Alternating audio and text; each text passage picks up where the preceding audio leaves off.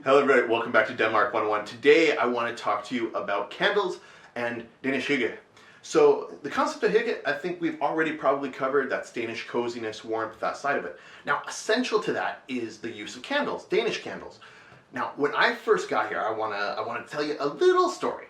Now so in Arizona, typically we use stories for a romantic night or for the bathroom, right? So if you want to be sexy and charming or whatever it is, or really set the ambiance and the mood, then you use candles. If you got a stinky bathroom, then you use candles. Otherwise, you don't so much burn them, you just kind of have them around the house and they're usually scented. But I get to Denmark and I'm staying with a friend. He has gone into town. I'm doing some cooking, so I'm looking through the drawers in the kitchen.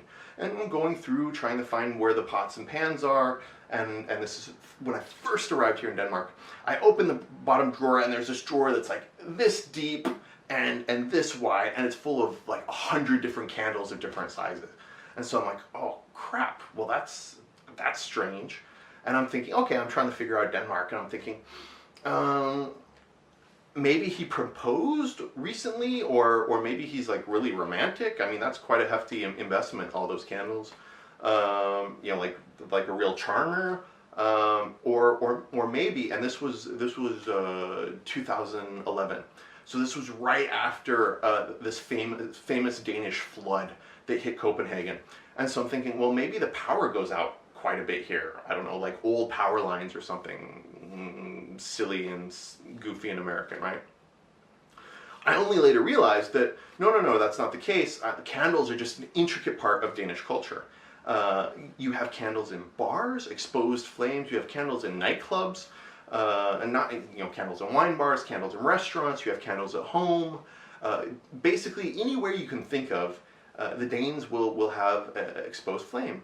Now, part of that, of course, is because it does get quite dark in winter, and there's something about that natural light and that natural warmth that's incredible. But the other part of it just is that it's an inherent part of the Danish culture as a result of that. So that means that even through the summer, even when you don't even quite need them, you'll still have candles and candles around. And so it's a really cool thing.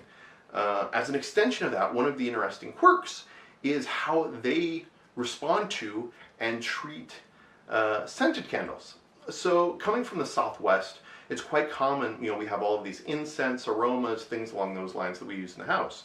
There's like little plug-ins that have vanilla scent, all of those different things. Getting here, I had a hard time finding scented candles. And what I eventually realized in talking to Danish friends is that where in the US, as I mentioned, yes, we do use scented candles in the restroom as like an aromatic refresher or cover, we also use it around the rest of the house. But when I told my Danish friends this, they kind of looked at me and said, well, but why would you want the rest of your house to smell like the bathroom? And so it's kind of an interesting point. And it's the reason actually that you don't see many scented candles when you go out to the markets or when you go out places. And it is actually quite difficult to find scented candles, especially if they're not just little short use tea candles. I think they're tea candles.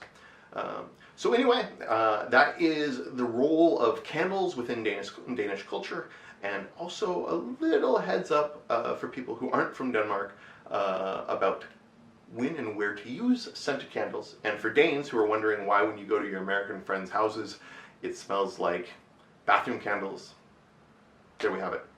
As always, thank you guys for sharing these videos, for liking, for subscribing, and for letting me know what you'd like me to cover. Your feedback always means the world.